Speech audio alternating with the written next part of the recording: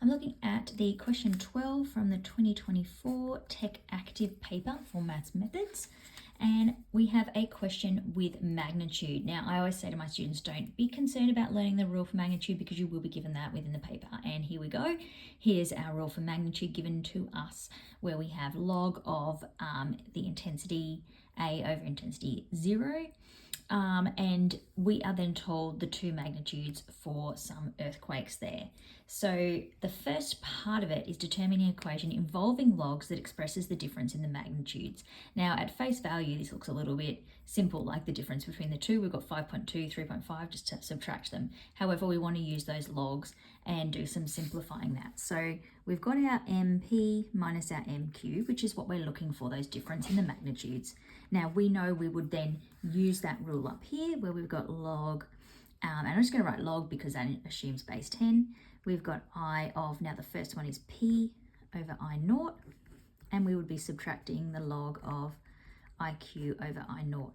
Now, when we're subtracting logs, that means we're able to divide what those inside brackets are. So we've got log of IP on I naught, and that is being divided by IQ on I naught. Now, because we've got that setup of fractions there, we can actually cancel out those I naughts and we get log of IP over IQ. That's what we're looking for that first part of the question. That was worth 1 mark.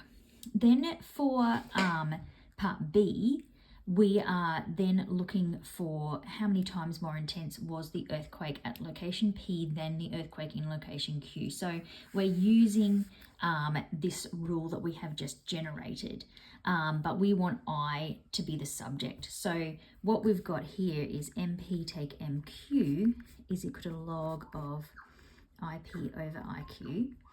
And so we want to rearrange that, and we know that we've got our base 10 there.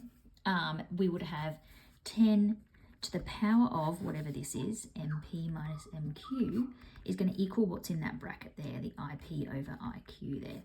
So now we can work with that, put in what we know, because we do know those magnitudes. So we can say 10 to the 5.2 minus 3.7 is going to be the IP over IQ. And that's what that, how many more times, if we're dividing the intensity of the first one by the second one, that's going to give us the factor that we are looking for.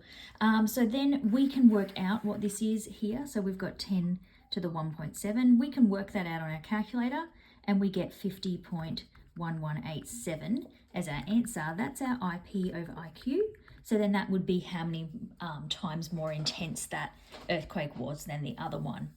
Other options for working that out is by substituting in some values and working backwards to find, well, we've got the magnitudes, work out the intensity of the first one of P, work out the intensity of Q, and then do that division. But because we are led into this process by the first part, that's why we're going with that method for part B.